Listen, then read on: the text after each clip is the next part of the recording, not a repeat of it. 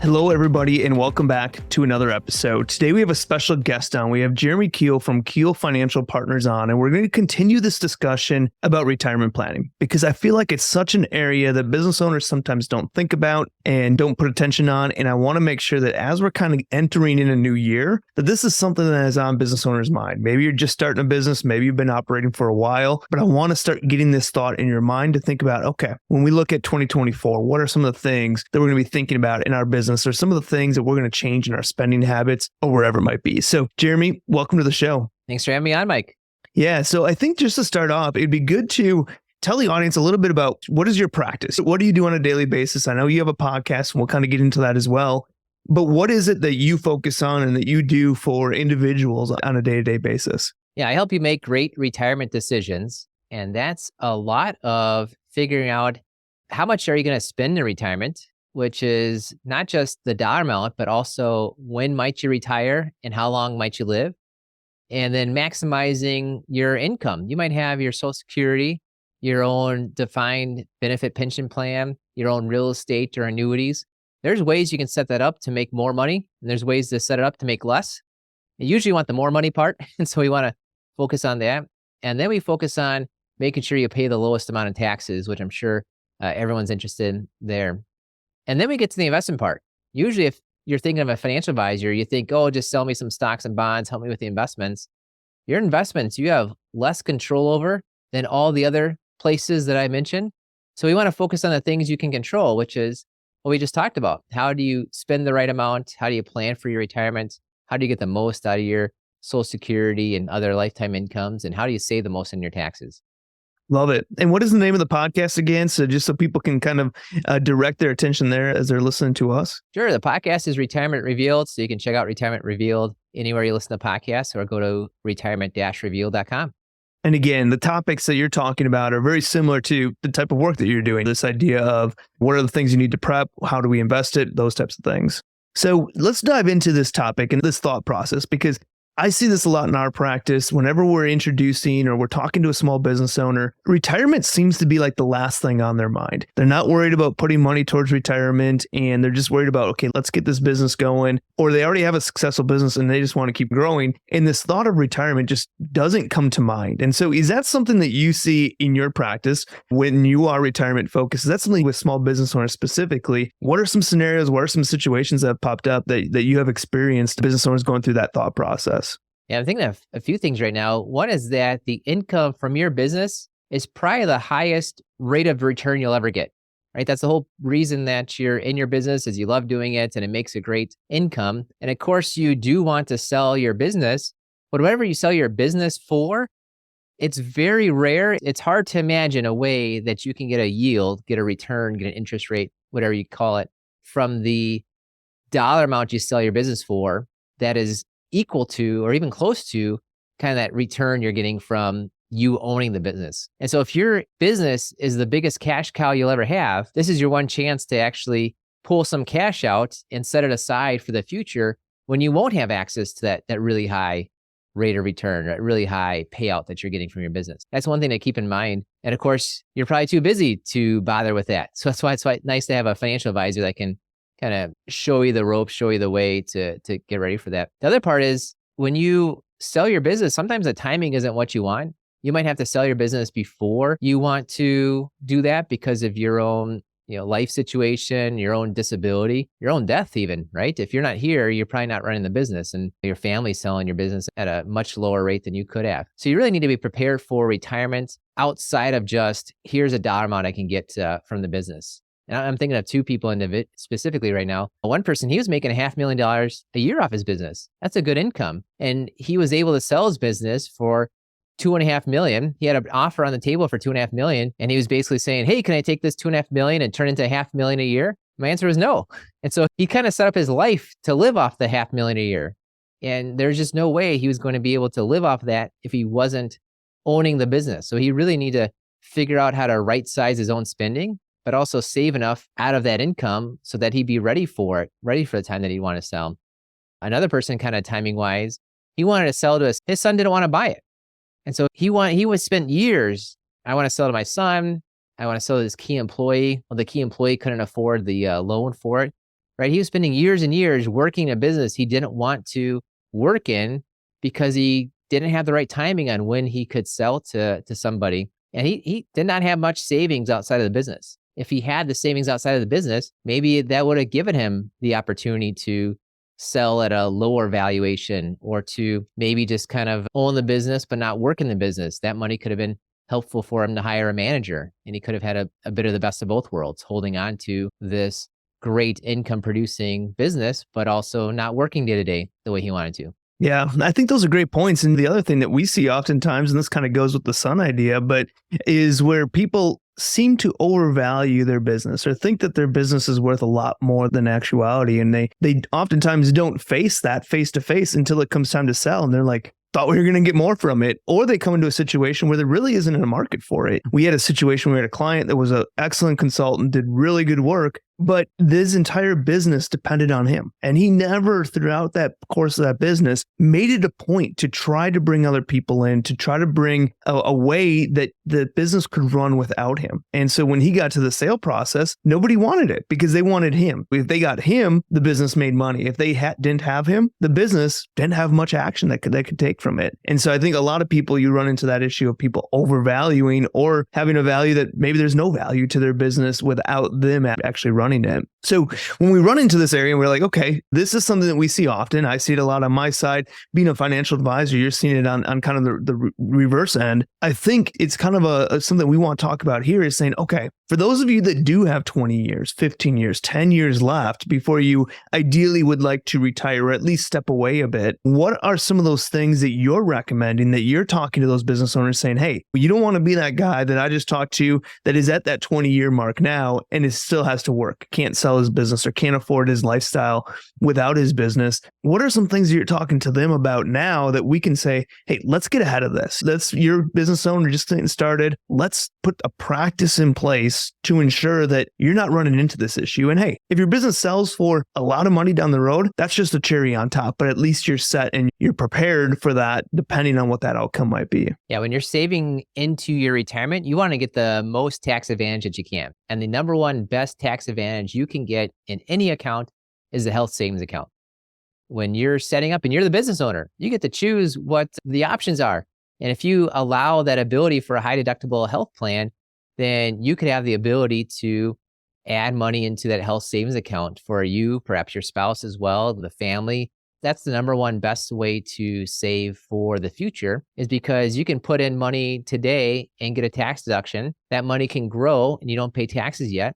And when you take it out for healthcare, you get that money out tax-free. The danger with a lot of HSAs is a lot of people don't realize you can grow that HSA. You can invest that for the future. They think the HSA is like the FSA, flexible spending account, where it has to be spent this year.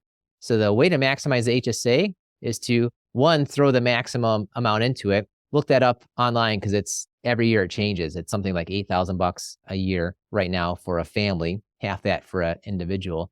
But look that up, max out what you put into the HSA. But then when you have health bills, medical bills, don't pay it out of the HSA, pay it out of your own pocket. Although here's another quick trick, is save on to those receipts. Because if you run into a cash crunch and you have those receipts that you paid for yourself and haven't yet reimbursed from the HSA, you could actually reimburse yourself from the HSA way down the line. So that's the crash course on how you get the most out of the number one best tax account out there, which is HSA. 1 second there. And one thing that you touched on that I think is very important, and listeners here know that we always say, whether you're a W-2 earner, whether you're a business owner, we always say one thing is everyone should be maxing out their HSA as long as they qualify. So I love that you touched on that. But I think one thing that's important that you mentioned is this idea of growing their HSA, because a lot of times when people put money in an HSA, they just think it's just sitting there. And so they might not lose it, but the money's just going to sit there, where people, if they understand that, hey, no, there's opportunities where we can invest this. And what does that look like? Are they investing it? If they're working for a company XYZ, are they investing it through that company? How does that work as far as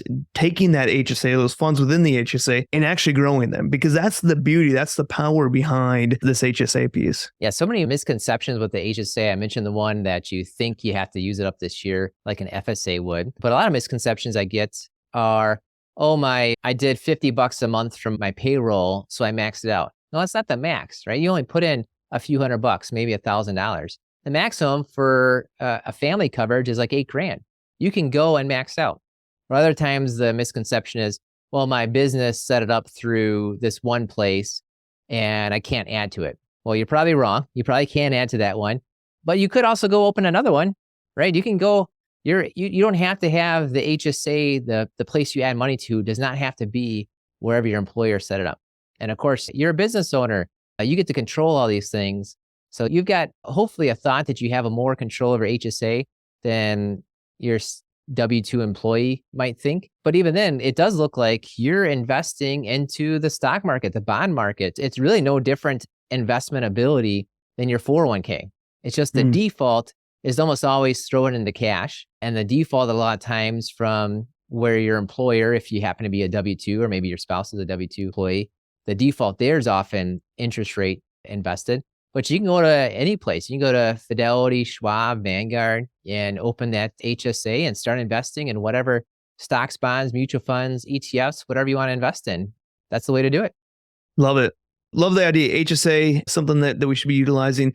And we'll talk about this as we kind of close up eventually, but what are those next steps that say, okay, that's one step that we can do to take the action on this idea of saving towards retirement? What are some other things you would recommend a business owner that maybe is at that start of that journey and is looking out 20 years from now? Yeah, still think of yourself as an individual, even though you own a business too, because the HSA is kind of an individual decision. You could do a Roth IRA. The Roth IRAs, if your income is low enough, which for married couples is roughly below 220 grand, and especially if you're starting a business, you might qualify then for the Roth IRA. Why not try to maximize the Roth for you and your spouse? And there's another thing is, it's not just you, it might be you and your spouse. And there's often times where you both can max out that Roth IRA. So keep that in mind. And then we start getting into some things that are really more business specific, where you've got the choice to set up a retirement plan or not. And those are the simple IRAs, the SEP IRAs, the 401ks. Take a look at that with your financial professional. Take a look at that with your tax advisor to see what might this cost me, like a hard dollar cost. With a simple IRA, SEP IRA, 401k, it's going to cost you to add money into your employer's accounts. And you'll have to do that with those accounts in different ways. Figure out that hard dollar cost.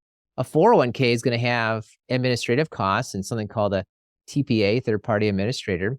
But then you start getting some advantages from things like the 401k. You can do something called a age-weighted profit-sharing 401k, where your profits that might have been paid out to you this year as taxable, you can throw those into the 401ks and you'll have to meet all the rules and you'll probably have to give some money to your employees as part of it, but that it might be worth it when you look at the tax deductions that you get from an age-weighted profit-sharing 401k. And of course, if you are the one making the decisions on your 401ks, you get to choose whether or not after-tax contributions are allowed. You might see that you're only allowed to get tax deductions on something like $22,500 or $23,000 for 2024. Well, you can put in more above that, something called an after-tax contribution. And yes, you don't get the tax break this year, but you're allowing your money to grow tax deferred. You're kind of pushing off that interest that would have been taxable every year. You're pushing that down the road. So those are kind of the steps ups and the next levels when you're looking at saving for retirement. Love it. And what I want to say is that we talk about this idea and the importance of at least doing something. Take that first step. This doesn't mean you need to fully fund a 401k or the employee portion and employer portion for yourself if you're self-employed.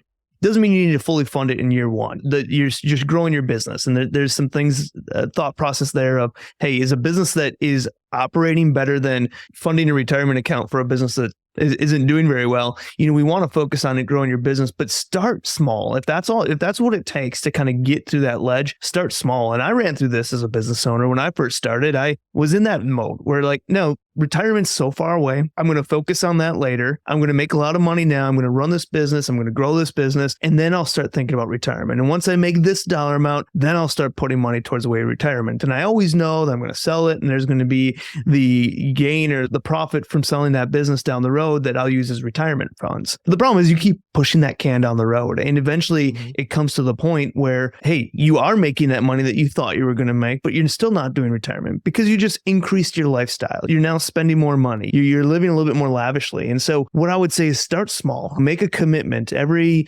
$10,000 I make, I'm going to put X away towards retirement. Make some sort of step this year. Take another step forward next year and just start that process. Because once you get in the hang of it, once you start that process of thinking about retirement ahead of time, it's going to become a lot easier. Just add little bits of chunks here and there to finally get to that point where you want to be. Instead of going all the way in year one, that can be difficult. Now, if your business, it makes sense in your business, you're able to afford it, of course, let's take that hop. But I think the important piece is regardless of your business size, you can start. It might be small. It might just be an HSA, might just be a Roth and no business retirement accounts, but make that step and make that process towards that. Yeah, it's just getting started is the definite way to go, and something's better than nothing. I like your encouragement there, Mike.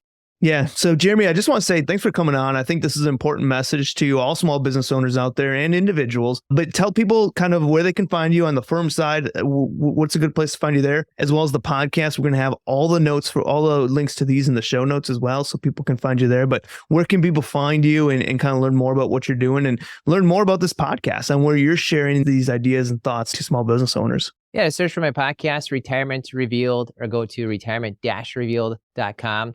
And then the website is my last name. So it's keilfp.com. Awesome. Jeremy, I appreciate you coming on, and we'll see you next time. Thanks, Mike. Talk soon. This has been another episode of the Small Business Tax Savings Podcast. If you enjoy our weekly episodes, please leave a review and share with other business owners. You can find previous episodes and more information at www.taxsavingspodcast.com. Thanks for listening and have a great day.